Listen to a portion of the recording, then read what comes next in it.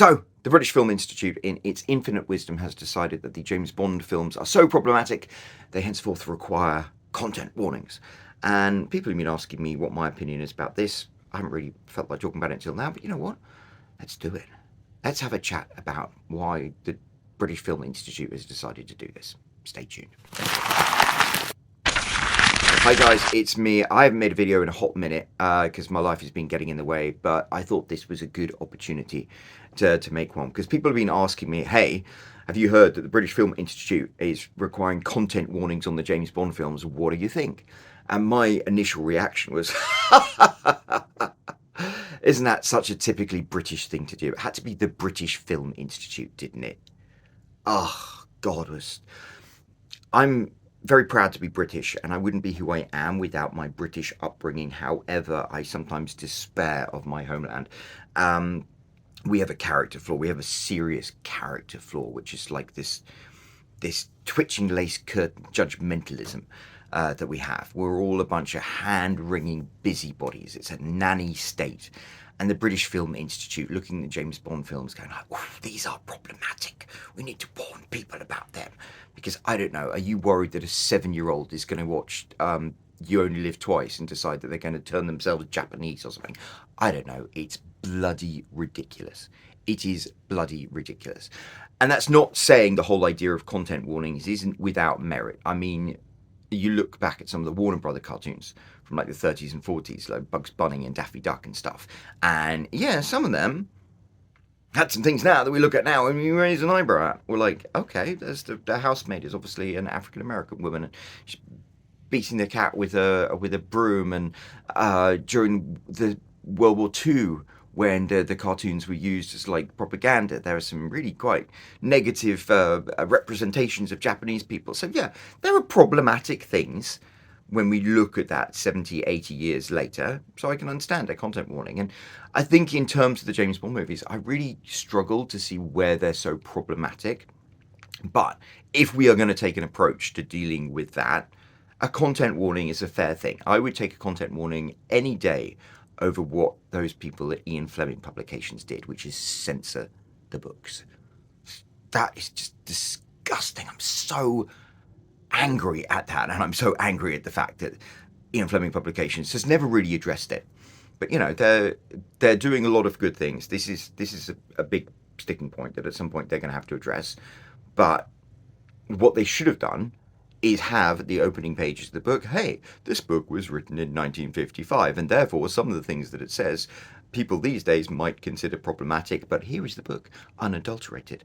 That would have been the correct way to handle that. And I think the James Bond films, I don't think they're particularly problematic, and maybe we'll have a chat about that, but if you are going to address that, then yeah, put a content warning. Just say these films were made in the 1960s, 1970s, 1980s, when certain viewpoints were considered normal, and they're viewpoints that today we might find offensive. Great. Problem solved. I do think it's ridiculous, though. I mean, I was thinking very much about the James Bond films, and the most despicable things James Bond has done. And I mean, the thing is, they're not really violent, bad films. They're all pretty much PG. They're all pretty much family films.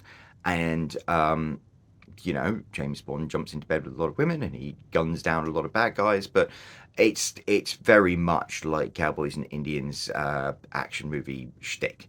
So there's really nothing particularly like troubling to it. Although when you look back, you can see the things that I might say aren't troubling today that in 10 years, 15 years time might be. I mean, James Bond does go around smacking a lot of girls in the backside, but I smack my wife on the backside probably at least 2 or 3 times a week. So I don't know, maybe I should be cancelled as well. There's the whole bit in You Only Live Twice where he gets turned into a Japanese man. I don't really look at that as problematic. I just look at that as weird. I'm like, what would... Ian Fleming must have been having some absinthe when he wrote that bit. And then they faithfully translated it to the movie, and Roald Dahl was involved. And Roald Dahl liked some weird, crazy stuff. So I look at it now, and it's like, that's one of the moments where you literally... Austin Powers, which is meant to be a parody of James Bond, couldn't have parodied that because it was almost parodying itself. Sometimes the James Bond films are so ridiculous, they're sublime, and that's just one of the moments. One movie that a lot of people tell me is problematic is Live and Let Die, which is one of my favourite James Bond movies ever. It's one of the first ones I ever watched, and Roger Moore just looks so freaking handsome in that movie. But I remember as a little white British kid growing up in the south of England, I knew precisely two black people, and they were both the children of diplomats. So, that probably colours the kind of upbringing that they had. So when I watched Live and Let Die, I remember it was probably my first exposure to black American culture, and it is one of the many James Bond films that kind of is a reflection of its time. So it was a James Bond film that was a black exploitation film.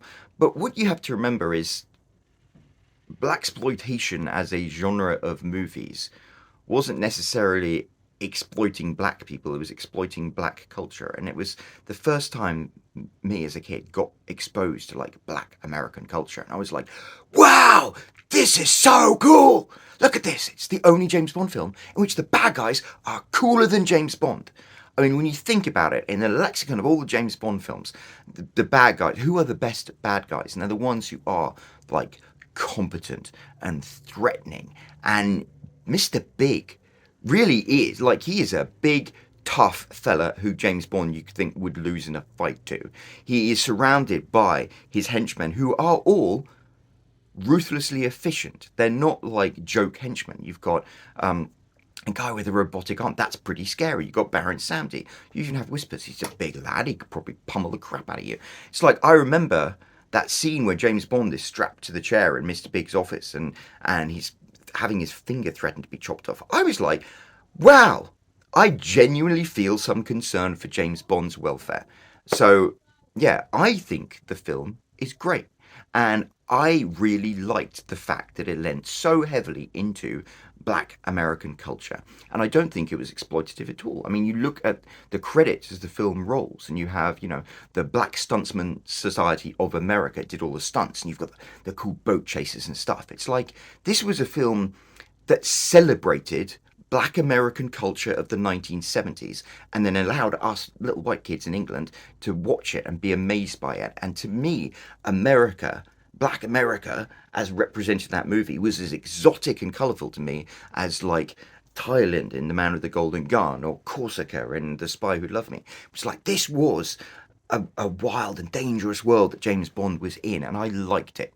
And out of all the black people I've ever spoken to about Live and Let Die, I don't really recall any of them saying that they felt offended or exploited by this movie. In fact, they liked it because they got to see themselves represented on screen in a positive way. Yeah, they were the bad guys, but they weren't like joke bad guys. They were like actually threateningly legitimate bad guys.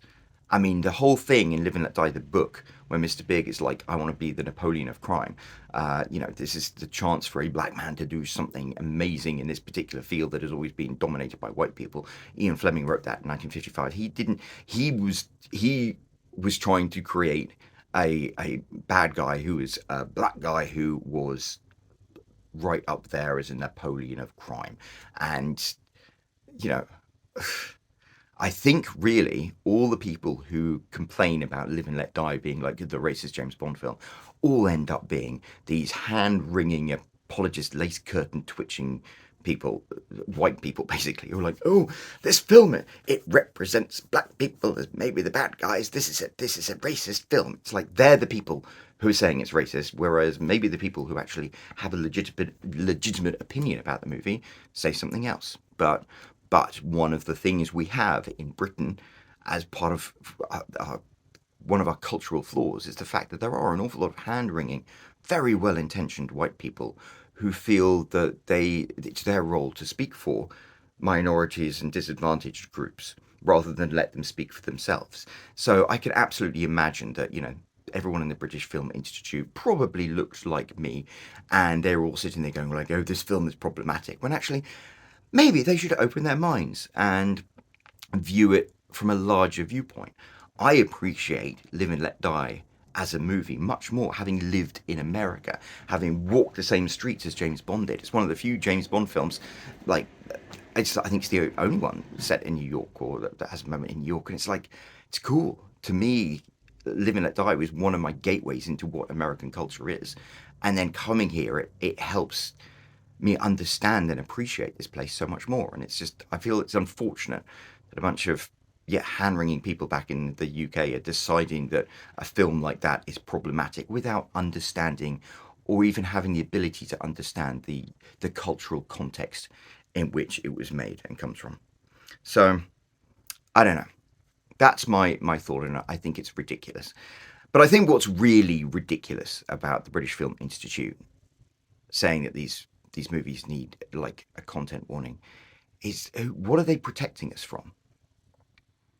What are they protecting us from in comparison to what is going on in the world right now?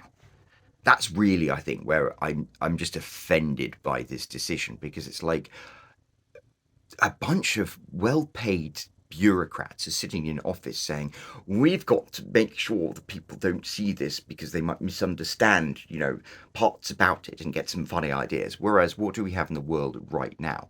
I mean, on October 7th, Hamas swept into Israel and slaughtered 1,200 people. And since then, Israel has responded and killed over 10,000 people, or is it 20,000?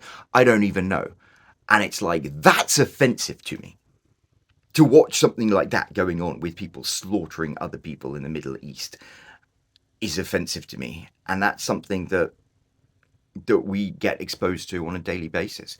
Here in America, we've got all the Jeffrey Epstein tapes coming out, and the people who we looked up to as leaders in our society, like a former president, like perhaps another former president, like the guy who wrote A Short History of Time, or whatever.